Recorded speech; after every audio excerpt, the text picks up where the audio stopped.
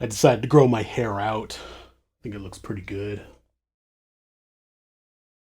Something came up while I was talking to my wife the other day. She told me about a situation going on with another YouTuber, and it made me want to talk a little bit about what it takes to create a successful YouTube channel. There's a YouTuber called Lauren Z-Side, who you might have heard of, or maybe not. She's someone I know because my children watch her channel quite often. I think she started out as one of the YouTubers who played video games, but as her channel has grown and gotten more successful, she does a bunch of other things that my kids find very entertaining. I should pause and make sure people understand that I don't actually watch YouTube. People are always surprised because it seems like a YouTuber would watch a lot of YouTube themselves, but I really don't.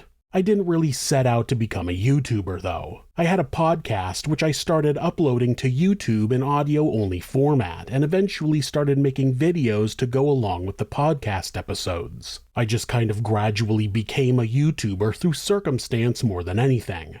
I don't have a problem with YouTube videos, and I do watch YouTube tutorial videos when I'm trying to learn something. It's just never been something I've gone to for entertainment in my free time.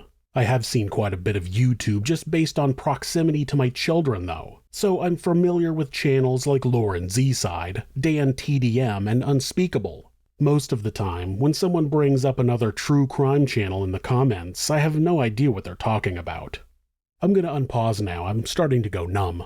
Lauren Z-Side is a very successful YouTuber with more than 7 million subscribers and thousands of videos. From what I know, she records the content and either her husband or her friend edits the video for publication. It turns out that she hired a freelance editor for a while who she paid for her work, but that person has come out recently saying that Lauren didn't treat her fairly. The freelancer says that Lauren has made millions of dollars with her videos and she should have been paid more for her freelance work. Now I'm going to add a disclaimer that I don't know how much money Lauren Z-Side makes, but with 7 million plus subscribers and daily videos, it's safe to say that she's likely doing very well. I also don't know how much she paid this freelancer, but generally, freelancers set their own rates, so it would have been up to her to determine what she was paid. It also seems like this freelance work was done a few years ago, and the person is coming around now wanting more money after the client got big. Here's the problem. If you do freelance work for someone and get paid what you asked, you can't come back later and claim you are owed more money.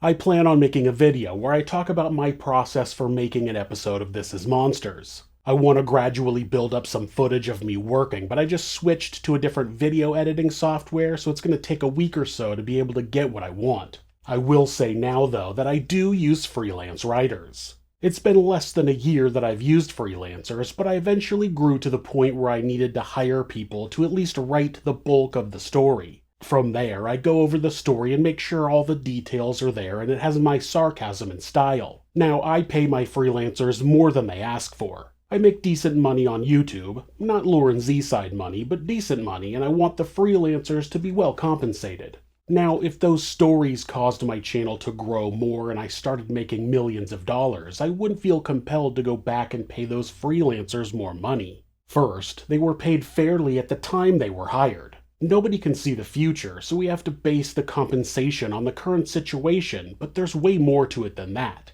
You have to remember that, no matter who wrote the episode, I still go over it and give it my own character and humor. It's in my voice and my style, and that's what a lot of people are listening for. Also for me, I spent over a year working 90 hours a week to build this channel up to where it is now, and for a good portion of that time, I made nothing. So as the channel grows and makes more money, it's my reward for all of the uncompensated overtime I put in at the beginning. For people wondering how I make an episode and what I did to get my channel going, the simplest answer was that I worked a lot. First, I was working on this channel after my normal full-time job, but after I was able to quit construction, I didn't work less hours. I was still working from 5 a.m. until 5 or 6 p.m. 7 days a week. I had a cheap mic, a laptop, and free editing software. As the channel grew, I was able to use some extra money to get a better mic. That meant a little less audio editing. Then I honed my research and writing skills so I was able to write an episode faster. Then I got better software which made editing go even faster. As the channel grew, I was able to get more content done in less time. So after at least a year and a half, I was able to finally back off the amount of work I was doing.